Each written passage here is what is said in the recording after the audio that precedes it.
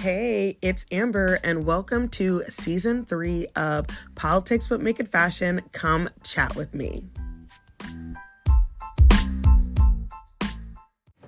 Hello, everyone, and happy Sunday. I hope everyone had a wonderful 4th of July weekend. I hope you got off work and that you were able to relax and enjoy the holiday with whoever you wanted to enjoy it with. I was actually on a little vacation / going to make sure my BFF was okay with Minnie and the dog. Yes, we all flew. We had a great time. Honestly, flying with both of them was so easy and way easier than I thought it was. Y'all, I had anxiety. I was worried because the last time I flew with both of them, Minnie was little. So now this time she's 7, so she was able to help me out and carry her own stuff. Caesar was an angel, okay, guys. He was so good. He was good in the airport, good in the plane. He was good at my friend's house, good on vacation. He had a few complaints, you know. He did not enjoy the heat. Okay, because y'all, when I tell you it was so hot, it was insanely hot. So early in the morning. So I would take Caesar out to walk around early so he could go to the bathroom, and he did not want to poop on the dirt. He was not here for it. He said, "This is not my thing. Where is the grass at?" Actually, it took him till like the last day to actually go poop on the dirt. So where my friend stayed at in Tucson, they had this little grassy knoll area for the pets that they kept watered and green. So we would walk over there and I would take him over there and he would go to the bathroom. But if I took him just out in the yard, y'all know he wasn't here for it. So Caesar has flown a ton of times. Honestly, he's flown more than a lot of people that I know. Originally, Caesar was an emotional support dog, and he was able to then fly for free due to people pushing the limits and people pushing boundaries and having emotional support alligators, emotional support ducks, all those things. They no longer do that for you for the plane. So you have to have a straightforward service animal, or you have to pay. So it costs for American, I think this is pretty standard across the thing, $150 to fly your pet in the cabin with you. Their bag has to slide underneath the seat because you obviously can't put them in an overhead bin. And so you obviously have to budget that in if you're bringing your pet and everything else. But for him, he's so small. He's 6 pounds. He's a Morkie, half Maltese, half Yorkshire Terrier, designer mutt. And so I just bring everything with me that he needs. So once we get somewhere, you don't really have to like buy anything for him.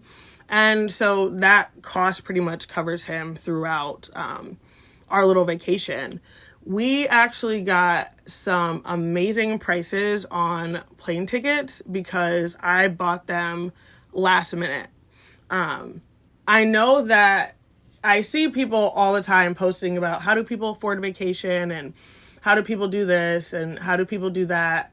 But I think what a lot of people miss is that you plan out a vacation, you take your time, you set a budget, and you do your research. And so with the plane tickets, I bought them last minute, but I was able to buy one-way tickets. So our tickets one way, I think for all of us were like $355 or something. And so then I just bought one-way tickets back. That's something I learned from my mom. Buying one-ways can be a way that's a lot cheaper. Also, once you search for a plane ticket on your phone or on your laptop, it will remember your IP address. And due to that, it will then hike up your plane tickets. So I always go back. If you don't buy them right away, you have to make sure you go back and clear out all your data and information so that when you go back into another website, Priceline, Expedia, Orbitz, Google Flights, it cancels away what you looked at before, and now you can look at it new. I've planned so many vacations, and a lot of times I plan it months and months in advance and try to pay off as much as I can before the trip. So once we get there to the trip, I'm only paying for spending money. A lot of things you can do your hotel really far in advance. I think plane tickets you can do 6 months out. Hotels, excursions, drivers, all of those things are things that you can prepay ahead of time, which then makes your vacation easier. Things are obviously way cheaper when you plan ahead and plan it out. And that's how a lot of times we're able to go on vacations. And, you know, we stayed with my friend, so it obviously wasn't too bad. There's a couple days that we stayed in hotels, and I want to tell you guys about the hotels we stayed in because it was really, really nice. Y'all know that I love this area.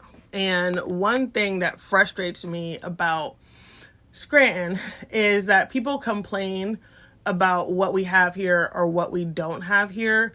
But a lot of these people have never been anywhere else, don't really travel anywhere, and don't understand that we have it pretty good here. And one of the reasons for that is public pools. I've been seeing so many complaints and posts about our public pool situation here in Scranton because all our pools are not open. And I believe it was like yesterday, one of the pools open in our area in Lackawanna County reached capacity, so it closed. And people were pissed off about it. And my thing is, most areas don't have public pools anymore. That's just not really a thing. We're blessed to have them here. They're getting repaired. They're getting fixed. There's a whole issue with the public pool situation, but we actually have them here, and we've had them here, and a lot of places don't. When I was in Arizona, one of the reasons why we went out on little excursions and stayed overnight at resorts and things like that was because it was 110 degrees and literally nowhere to swim at all. And it blew my mind because I'm like, we're in a desert. It is so hot. There should be pools all over the place, but there weren't. And a lot of the places that you had to pay for.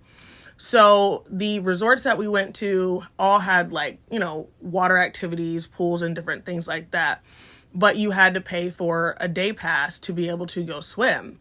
And I was just thinking, like, what do people do in this area who don't have the money to pay to go to one of these places to go swim? You just don't swim. You just hot.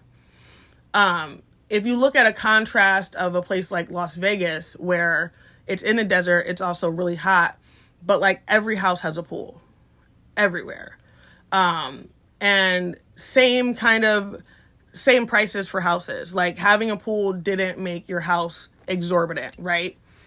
And it was just crazy because I was like, why doesn't Arizona have pools like this in this area where we were? So one of the places we went to was the Hyatt Regency Scottsdale Resort, which was super cute. We had a great time. The kids loved it. You did have to pay to go there and pay for a day pass to go. We stayed overnight. Super pet friendly. They give you this whole little pet kit and everything. It was really sweet, and I'm glad that they included that because a lot of places do include pets, but then they can make it a little bit complicated, right? The next place we went to was Lowe's Ventana Canyon Resort. That place was adorable. We just did the day there, swam and everything like that. But again, you had to pay to be able to go there. So people are getting priced out of water activities when it's a heat advisory and over 100 degrees in the area, which is just really, really crazy. So the reason that I even went out to Arizona is my bestie, who also is a veteran, female veteran. She basically had a stroke and has kids and needed some help. So I went out there to just, be supportive, help with the kids, and just basically hang out with her because she's my friend and she was going through it. So that is the reason why I went out, and that's why we kind of went out super last minute and everything like that. But over the course when I was gone, if you follow me on social media, you saw that I posted a rant about a new Veterans Month. And it just really hit me the wrong way, especially because I was on a trip to actually help a fellow veteran and support a veteran. And I know how veterans are treated and how hard it is to get help, get disability, get access to different things. And so this idea of some other new Veterans Month just pissed me off. And it was in, I believe, North Cumberland County, and a group of commissioners got together July 2nd, and they announced that they were going to designate the month of July as Veterans and Armed Forces Month, right? You might be like, yeah, that seems super cool, Amber. Why wouldn't we do that? Well, there's a number of reasons why. Number one is nobody did any research for anything, because one of the commissioners had the idea for the proclamation because he decided that celebrating veterans for only a few days a year was not enough. Well, sir, there are more than a few days a year of, like, it's not a month in service to veterans, but months that are celebrating veterans. You have May, which is active duty military appreciation month. You have April, which is the month of the military child. And then you have November, which is Veteran Appreciation Month. And I'm just like, so y'all really did all this and nobody bothered to look up anything or do any research to know that there's already months out there. Y'all know I be looking at comments. Don't judge me. Don't come for me. I did. And the comments were even worse. And it was just so frustrating because it turned into, well, veterans only have a day, but gay people have Pride Month, or Black people have Black History Month. And it was just one of those things where we're going to do this because we feel left out and we feel like these other people shouldn't have a month or recognition. And it's not true, number one. And also, it's so ignorant. Because why did nobody take the time out and say, hey, we know that there's other months, but for us, we want to specifically designate this month to specifically reach this goal, da-da-da-da. But they didn't. They literally said, oh, well, veterans should get more than a couple days. And that's an argument I've heard for the past few years a lot, especially Black History Month, especially Pride Month, because people feel some type of way when they're a racist and a bigot and it's not about them. But what really, really made me mad was so many veterans are out here struggling and needing real help and support. Real help and support. People need accessible housing. There needs to be childcare that's accessible and affordable for veterans. There needs to be more access to applying for benefits. The process of applying for benefits, applying for disability is actually insane. And it's really complicated. And the whole process is set up so that you just don't even get it. Veterans need actual mental health support, physical health support. We don't need any more pills. We need an overhaul of the VA. Our VA here in this area is services a really big area. There's not really any good transportation for this area here for veterans to be able to get back and forth to the VA. There's just so many things that I feel like they could have done and really help support veterans, even if it was just one thing, instead of making this big show and doing this whole month when there's already months. But our suicide rate is super high. The homeless rate is high. And instead we're proclaiming a new month. It just made me mad, guys. It just made me so mad and frustrated because I was literally out there to help my friend who is a vet, who is struggling, and who we have worked together on getting our disability together, getting our claims together, trying to figure out what benefits we can get and not get, benefits for our kids and everything like that. And seeing that just made me so mad because I was like, this isn't what it's about. This isn't it. So that's my rant for that. And I know that there was people, because I got some DMs, who didn't understand why I didn't like the idea or why I was frustrated about it. And the first reason they didn't understand was because a lot of them had no idea that there were other months that already had themes and were already being celebrated. So just remember, just because you don't know something does not mean that it's not already happening. Clarence Thomas, Uncle Thomas, is trying to get rid of OSHA. OSHA is Occupational Safety and Health Administration. I really learned about OSHA while I was in the Navy dealing with maintenance and inspections of different things. So Congress created OSHA to assure safe and healthful conditions for workers by setting and enforcing standards. They provide training, education, compliance assistance, whatever. So you're building a new building. There are guidelines to how that building needs to be built, how you build it, who builds it, what certifications you need, all that stuff.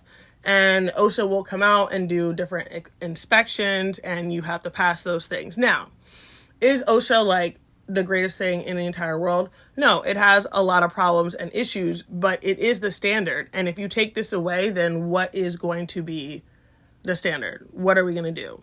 We saw last year there were a lot of train accidents and derailments that really impacted a lot of the local communities that they crashed in.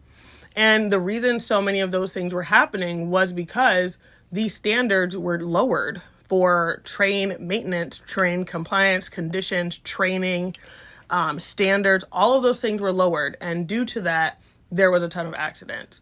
So I'm not sure what the end goal is or if they're going to replace it with anything or whatever. But, Clarence Thomas be always on some other stuff. So we've all probably seen that the 10 Commandments is going to be hung in schools in Louisiana.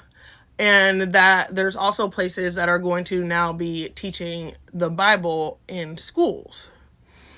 And I have some thoughts. And I actually took a lot of time to sit and try to get my thoughts together. Because I think a lot of Republicans and conservatives, evangelicals, are kind of missing the point of why people are upset about it and why people are mad. So first, the teaching the Bible in schools. Oklahoma State Superintendent is now requiring public schools to teach the Bible. The superintendent said the Bible was a necessary historical document. So this mandate comes as part of a conservative movement to infuse Christian values in public schools. This is why we have Christian schools. So y'all can go do that at the Christian school. As a person who went to Christian school, the Bible also is not a historical document. It's not 100% historically accurate. And if you read the whole thing and read through it, you can see that there are definitely discrepancies in there. And I'm not even getting into any of the religious or spiritual aspect of it. I'm just talking about historical aspect of it. So yes, if you are taking a religion class and you're learning about different religions and you're learning about Christianity as well, obviously it's part of one of the major religions, learn about it. But to say that it's a necessary historical document is wrong. I've read through the Bible and I remember the first time reading through it and having so many questions and concerns and well, why does it say this and why does it say that? And just being overall overwhelmed with the information and coming to conclusions that I think were probably opposite than what most people would think would happen from reading the Bible. It made me feel bad for so many people who had terrible things happen to them. Their cities destroyed, everybody's killed because they weren't Christian, and they didn't believe in God and different things. And my heart broke for those people, and so I just find it frustrating that you would take this book and now try to teach it in public schools, because I know for a fact if people were like, hey, let's get the Quran in here, it would be a whole other issue, because they don't care about religious freedom and everybody's right to practice whatever religion they want. It's about this one specific religion. So about the 10 Commandments, this is something that I heard my whole life, and I remember memorizing the 10 Commandments as a kid, and I was told, these are the most important set of rules. These laws supersede the laws of the land, and God's law was how we were supposed to live our lives. And so the issue to me and to a lot of people is not the 10 Commandments themselves, but the belief that only Christians are moral. There is, in the evangelical church, there is this belief that this is the right religion, and that due to your religion of being a Christian, that makes you a moral person. So only evangelicals know right from wrong. If you don't believe in God, what's stopping you from murdering someone? And that sounds like a really extreme statement, but I've heard it so many times.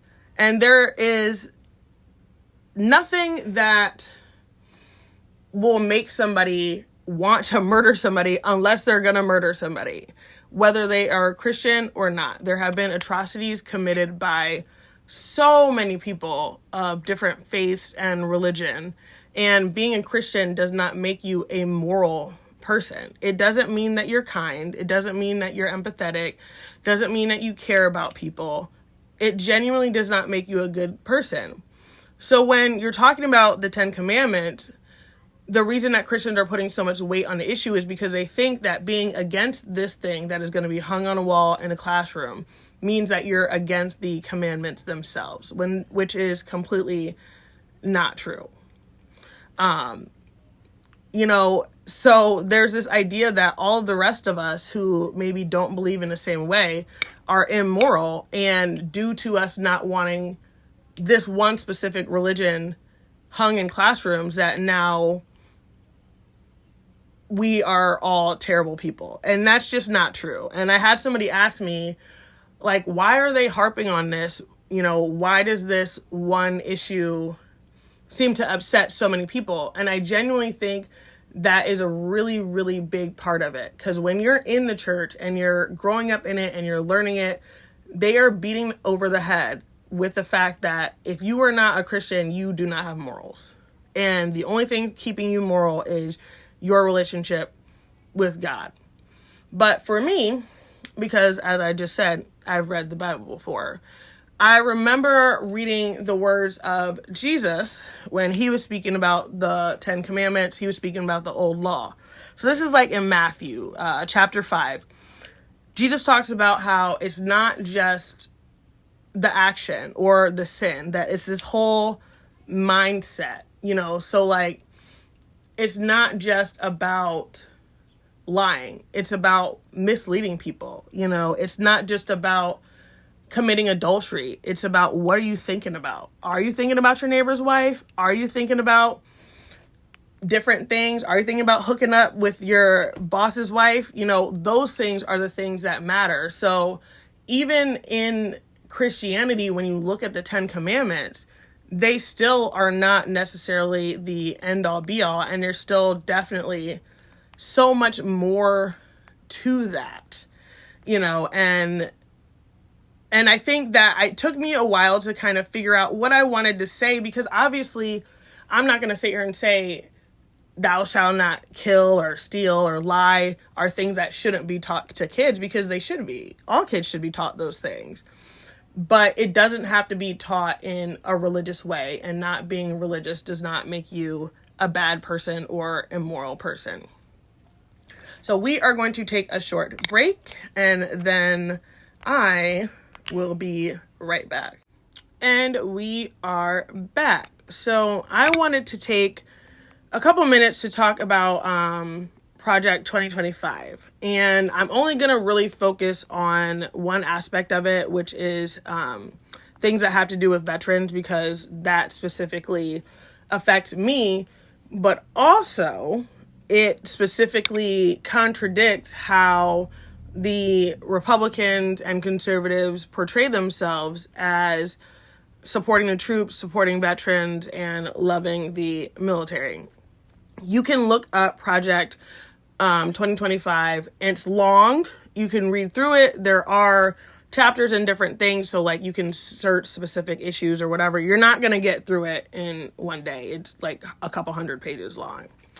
So one of the issues with it, one issue of many, is they want to cut $160 million from veterans and military by 2023. So Trump just recently came out and said he didn't know anything about this. Okay, y'all know he just makes stuff up. So he went on his Truth Social platform and said, "I know nothing about Project 2025. I have no idea who is behind it," he wrote. But then he said, "I disagree with some of the things they are saying." Continued, adding some of their assertions were absolutely ridiculous and abysmal. So do you know nothing about it and you have no idea who's behind it? Or do you disagree with what they're saying and you think some of it's ridiculous? Because those two things cannot be true at the same time. And the reason that we know Trump is lying, because the people involved in this project include Ben Carson, Trump's former House Secretary, Pete Navarro, White House trade advisor underneath Trump, Russ Vought, who directed the Office of Management and Budget under Trump. And earlier this year, Trump and the Republican National Committee named Vought as their policy director for the RNC. This is a big deal, and he knows about it. I think it's been getting a lot of bad press, so of course he's going to try to distance himself from it. There's plenty of pictures floating around right now of him with the people that I just named, and for him to say that he doesn't know about it is ridiculous. So where did this come from, right? The Heritage Foundation is spearheading Project 2025, a sweeping roadmap for a new GOP administration that includes dismantling aspects of the federal government and ousting thousands of civil servants. So a lot of Trump loyalists have begin to carry out and are saying that they will carry out this hard right agenda. A lot of them are all for it without any type of complaints. The leader of a conservative think tank is orchestrating plans for this massive overhaul. So he said a Republican presidential win of the country is what is needed because America is in the midst of a second American Revolution that will be bloodless if the left allows it to be. What does that even mean? What does that mean? So the Heritage Foundation president, Kevin Roberts, made the comment earlier last week on Steve Bannon's War Room podcast. We're adding to what I just said, that the Republicans are in the process of taking their country back. Here's my thing. You're taking your country back, but not everybody wants the country back to these things. And a big piece of this idea of Project 2025 is to basically save money. And by saving money, they're going to be cutting a lot of things. Programs, spending, Social Security. So some of the things that they're planning on cutting from veterans is they're going to eliminate concurrent recipients of retirement pay and disability compensation for veterans. So basically what that means is if you spent 20 years in the military, you retired fair and square, you're getting retirement pay for the rest of your life, right? If you retired and you're also disabled, you will also get whatever compensation rating that you have. So you are getting your retirement pay and you're getting disability pay. So they want to eliminate that. So if you retire out of the military, you will not be able to get disability. You will only get your retirement pay. They want to end enrollment in VA medical care for veterans in priority groups 7 and 8, which you have to go through it, but there's different priority groups for veterans, saying like what you need, what are your needs, and they want to remove veterans from VA medical care. They want to narrow eligibility for veterans disability by excluding disabilities unrelated to military duties. Now, they already are doing this. It's already hard enough to even get disability, and you have to prove it. So I'm talking about even if you are blind in one eye coming from your deployment and you get out the military and you want to file for disability, you have to prove that that happened to you. And they still might deny it. So now they're going to make it even harder for you to be able to do that. They want to put a 10-year time limit on initial applications for disability compensation for veterans. The issue with that is there are a lot of veterans who, number one, don't know how to get the benefits that they are entitled to. A lot of our older veterans are not necessarily tech savvy. So for me, I apply and pretty much do a lot of my VA stuff online. But if you are an older veteran, not tech savvy, you're going to have a real hard time trying to do that. So that is the reason that stops some people from being able to apply. Other people have felt like they were taking things away from the true soldiers and service members who really, really needed it. And that's wrong. If you laced up those boots, you deserve whatever you're going to get. Boo. Like, I'm here for you. You deserve it. And I think that sometimes it takes people a while once they get out to realize that. I had a vet that I was talking to a couple weeks ago before I went to Arizona, and he is just now applying for his disability. And he has been out for a while. I believe I've been out for about 5 years, and he had been out for longer than me. I know a lot of people who didn't apply for years due to that. There's people who just flat out were like, I don't really know what to do. I don't know where to start. There's a lot of vets who had minor issues. So say tinnitus. None of us can hear nothing. As you get older, maybe as your health declines, as different things change, your hearing is going to get worse. So maybe they didn't apply for it initially, but now 10, 15 years down the line, they're deaf and they're hearing impaired, and they may need some type of aid or different things. So now this person is going to go in and try to apply for benefits, and they're going to be denied. It's wrong. It's frustrating because it's a slap in the face to the people that this party pretends to support and care about.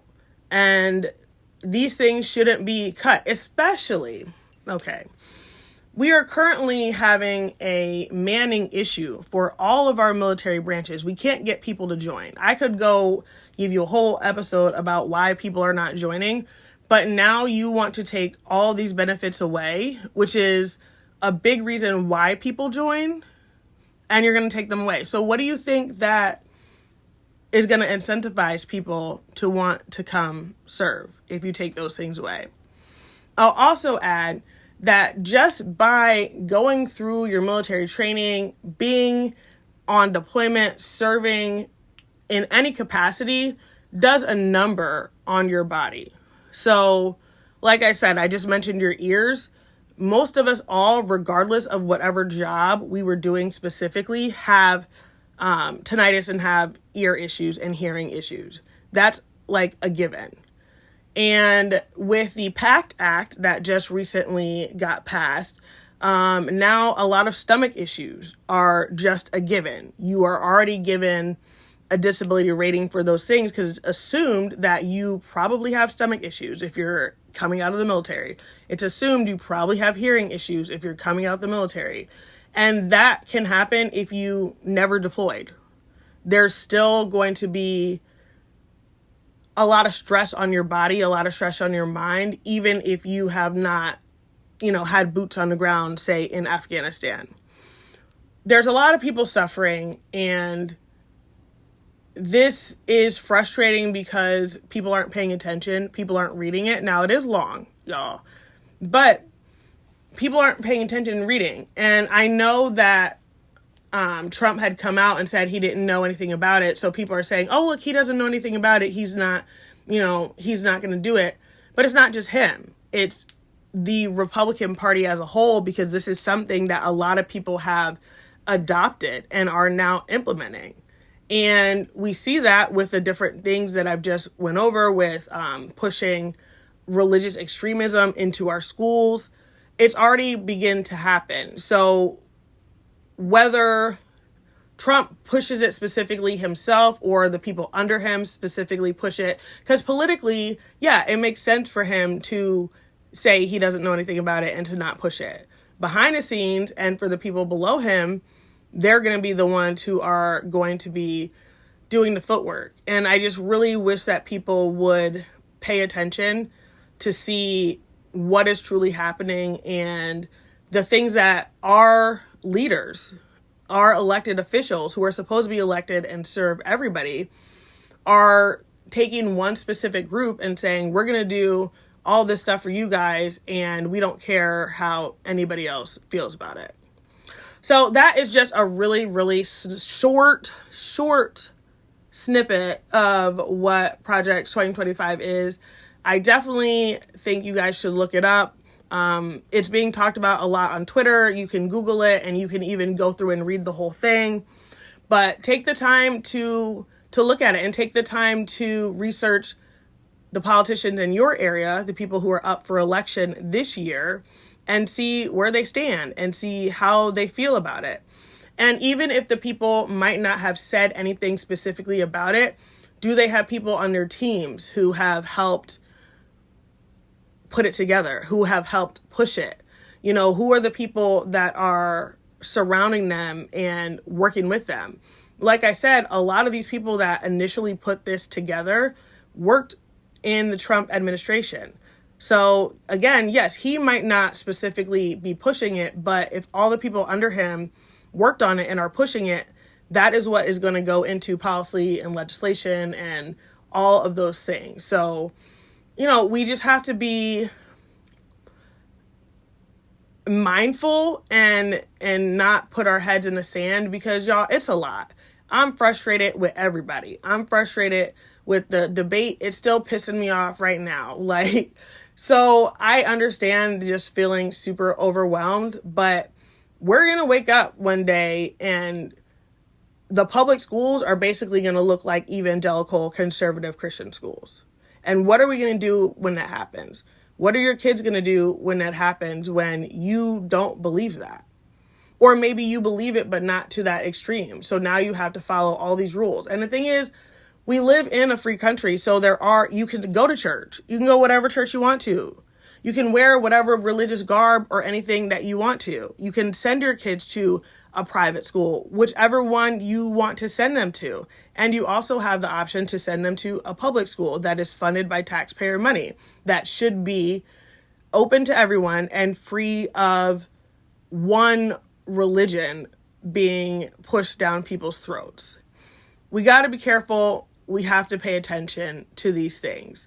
I hope you guys will get your Google on and make sure you look up these things, and let me know what you think. Send me a message. Make sure you guys subscribe to the podcast so that you can listen to all of the new episodes. And I will put links, obviously, in the show notes about the things that I went over. I'll link Project 2025 so you guys can look at it and see. So I hope everyone had a safe and enjoyable holiday weekend and are getting back into the grind of this week. I am not, y'all, it's still too hot. I came home and it was hot here, and I don't like that. But thank you so much for listening. Make sure you give us a subscribe wherever you listen to podcasts. Make sure you follow us on TikTok at Politics But Make It Fashion. Follow us on Instagram at Politics But Make It Fashion 1. And follow us on Facebook at Politics But Make It Fashion. And we will chat soon.